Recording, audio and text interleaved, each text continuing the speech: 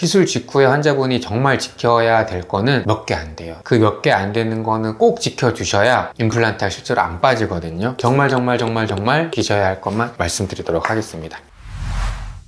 안녕하세요. 바른치과의사 백승우입니다. 오늘은 임플란트 수술 후에 어떤 것들을 지켜야 될까, 어떤 것들을 지켜야 목돈 들여서 치료한 임플란트가 실패하지 않고 오래 쓸 수 있을까, 이런 거를 설명을 한번 드리고자 하는데요. 물론 저보다 정말 오랫동안 많은 경험을 하신 선생님들도 계시고 또 많은 수술을 받은 환자분들도 계시기는 한데, 제가 곰곰이 생각을 해보면 임플란트 수술 후에 환자분이 뭔가 주의사항을 안 지켜서 탈나는 경우는 드물어요. 그렇다고 이제 뭔가 임플란트를 하고 나서 탈이 났을 때 모든 게 또 치과의사 책임이 또 그런 것도 아니거든요. 시술 직후에 환자분이 정말 지켜야 될 거는 몇 개 안 돼요. 그 몇 개 안 되는 거는 꼭 지켜주셔야 임플란트가 실제로 안 빠지거든요. 그래서 몇 개만 간단하게 추려서 환자분들이 임플란트 수술을 받으셨을 때 정말 지셔야 할 것만 말씀드리도록 하겠습니다.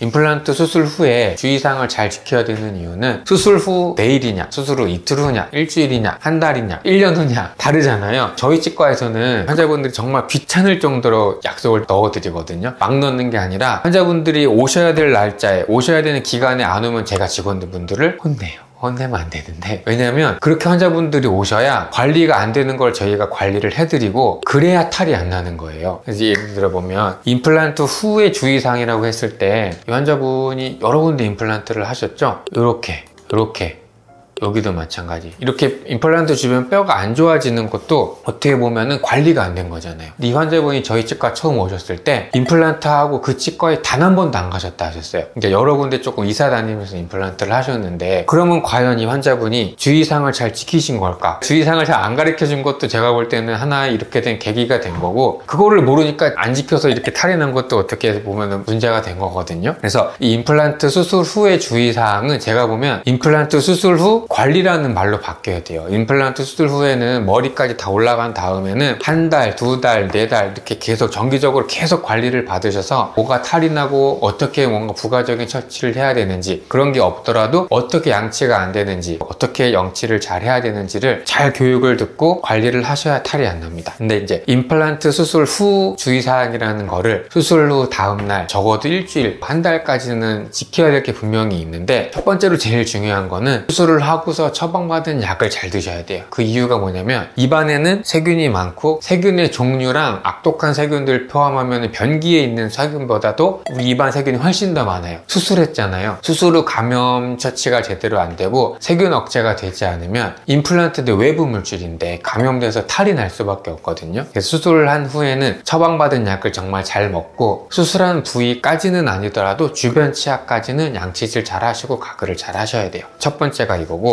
두 번째는 임플란트를 하게 되면 대부분은 우리 한두 개 그냥 이가 부러져서 임플란트를 하게 되는 경우도 분명히 있지만, 임플란트를 한다고 하면은 내가 가지고 있는 잇몸뼈가 정말 많이 안 좋고 여러 치아가 빠져서 임플란트를 하게 되는 경우가 훨씬 많잖아요. 그런 경우에는 임플란트를 한 부분으로 식사를 하게 되는 경우가 정말 있어요. 이거를 정말 주의를 하셔야 되는데, 딱 봐도 그냥 상태가 안 좋죠. 다 한꺼번에 임플란트를 빨리 하게 되면 식사를 빨리 할 수 있는 장점이 있는데, 또 이런 환자분들이 가지고 있는 한계 중에 하나가 뭐냐면 그 사보험이란 거 있죠. 치과 보험을 갖고 계신데 개수가 정해져 있는 거예요. 1년에 할 수 있는 개수가, 또 한 번에 할 수 있는 개수가. 정말 환자분이 급하다고 생각하는 부분을 저희가 먼저 해드리거든요. 근데 이 환자분도 이제 사보험 그 보장 개수 때문에 어쩔 수 없이 이렇게 임플란트를 먼저 했는데, 봐보세요. 이 환자분 어금니가 없어요. 어금니가 없으니까 어떻게 해요? 지금 다 잇몸뼈가 좀 막 붙을락 말락 막 하고 있거든요. 임플란트를 하고 나게 되면은 이렇게 이제 나중에 임플란트 머리가 올라갈 자리를 이렇게 뚜껑을 꼽게 되는데, 환자분이 여기로 식사를 하신 거예요. 임플란트 이제 머리 만들려고 온 날에 뚜껑을 뺐더니 임플란트가 빠졌어요.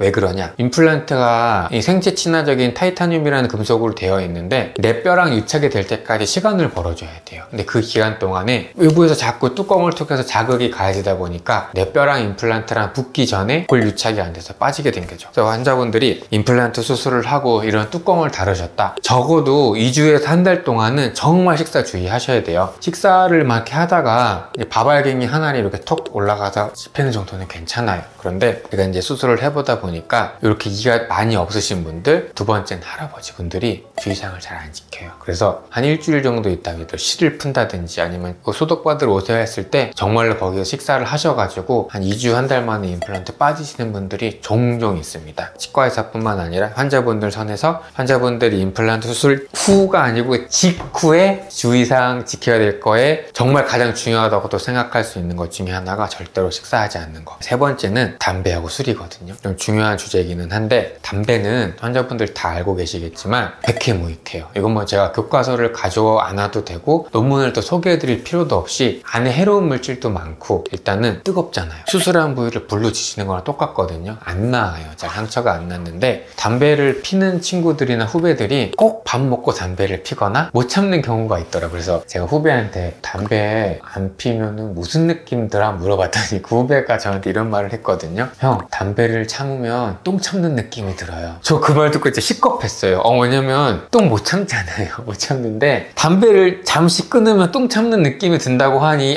이래서 금연이 어렵구나. 제가 그 말을 들은 직후부터 금연이라는 표현을 잘 안 해요. 그래서 환자분들한테 제가 사랑니 발치를 하건 임플란트를 하건 실제로 이렇게 설명을 드려요. 환자분, 수술을 하셨잖아요. 담배는 해로운 물질도 많고 불로 지지는 거기 때문에 정말 안 좋습니다. 그런데 금연이 어려운 거를 제가 알아요. 알기 때문에 환자분 절반 정도로 줄이세요. 제발. 까지만 표현을 해드리고 그 다음부터는 이제 환자분한테 맡겨요. 제가 컨트롤할 수 없는 부분이기 때문에. 그래서 담배는 조금 줄이시는 게 좋고, 그 다음에 술이죠. 술은 여러 자료를 또 찾아보고 교과서에서 봐도 술은 실제로 좋지가 않아요. 왜 그러냐면 술이 이제 우리 몸에 들어갈 때 여러 가지 장기에 영향을 미치거든요. 세포 수준까지 이렇게 들어가게 돼 보면 술을 마셨을 때 세포의 신호 전달 과정을 거쳐가지고 일단은 뼈 세포를 억제해요. 뼈를 만드는 세포를 억제를 하고 뼈를 파괴하는 세포를 활성화시킨다고 해요. 또 이 사진 보면은 치주라고 할 때 그 치주가 뼈뿐만 아니라 잇몸 주변에 이제 잇몸 살, 잇몸도 포함이 되거든요. 술을 마시게 되면 우리 몸이 산화 상태로 바뀐다고 해요. 그러면은 그 잇몸 살 주변에 굉장히 데미지가 많이 가해지는 조건이 되기 때문에 술을 마시면 안 좋아요. 실제로 안 좋은데, 우리가 만성 알코올 중독자처럼 매일 마시는 경우는 없잖아요. 그리고 우리가 사회생활을 하다 보면 특히 환자분들 바쁘다 보니까 금요일날이나 토요일날 이렇게 수술을 하시고 주말에 약주 한 잔 드셔야 될 때가 있단 말이에요. 막을 수가 없어요. 정말 막을 수가 없어요. 드시지 말라고 하면 안 되기 때문에 실제로 살짝 한두 잔 마시는 것도 이렇게 안 좋은 영향을 미치고 만성적으로 계속 마시는 것도 안 좋다고는 하는데 막을 수 없잖아요. 근데 제가 생각하기에 더 안 좋은 거는 마시면 해롱해롱하니까 양치질을 안 하고 그냥 자게 되는 경우가 대부분이고, 그러면 수술한 부위에 여러 음식물이나 찌꺼기들 때문에 감염이 생기는 게 더 위험하다고 저는 생각을 해요. 임플란트 수술을 제가 마치고 환자분 의자에 앉혀드리고 이런 주의사항을 제가 다 직접 설명을 드리는데, 꼭 남자 환자분들이 직장에 다니시는 분들이 원장님 술을 마셔도 됩니까? 여쭤보면 환자분 술 드셔도 돼요. 되는데 주무실 때 까먹지 말고 꼭 양치질 하고 주무시기를 제가 꼭 강력하게 말씀드리거든요. 정리를 하면 담배를 참으면 똥 참는 거니까 힘든데 절반으로 줄이셔야 되고, 술은 여러 가지 생리학적으로 안 좋긴 하지만 끊기가 어려우니 약주를 드셨거들랑 반드시 그냥 주무시지 마시고 양치는 하고 주무시면 될 것 같다.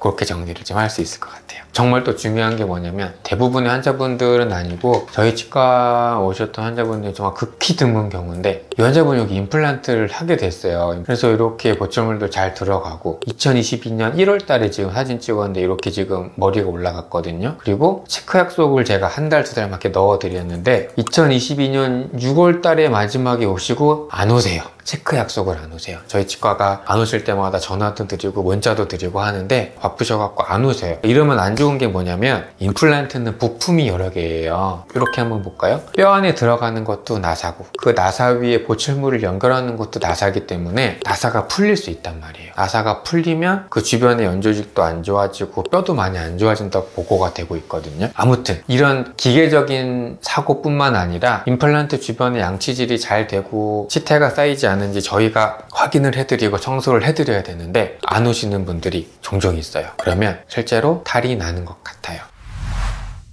정리를 해보면, 첫째, 수술한 다음날 약 잘 먹고 치실치간 칫솔 잘하고 양치질 잘하기. 두 번째, 수술한 날 잇몸에 완전히 임플란트를 묻어놓은 게 아니라 뚜껑을 달았다고 하면 적어도 한 달 동안은 식사 안 닿게 주의하기. 세 번째, 담배랑 술 어쩔 수 없으면 줄이셔야 되고. 마지막으로 임플란트는 한 번 하고 빠이빠이가 아니에요. 이 빠이빠이가 아닌 거는 치과에서 해드려야 되는 거예요. 머리가 올라가고 한 달 있다 왔을 때 두 달 있을 때 청소가 잘 안 돼, 다시 한 달, 다시 두 달, 네 달, 하루 종일 전 환자분들 입안 청소하고 있거든요. 잘 오셔야 돼요. 잘 오셔야 내 치아가 탈났던 거랑 동일한 과정이 반복되지 않고 오래 쓰실 수 있습니다. 그래서 임플란트 수술 후 주의사항을 잘 지켜주시면 좋겠습니다. 감사합니다.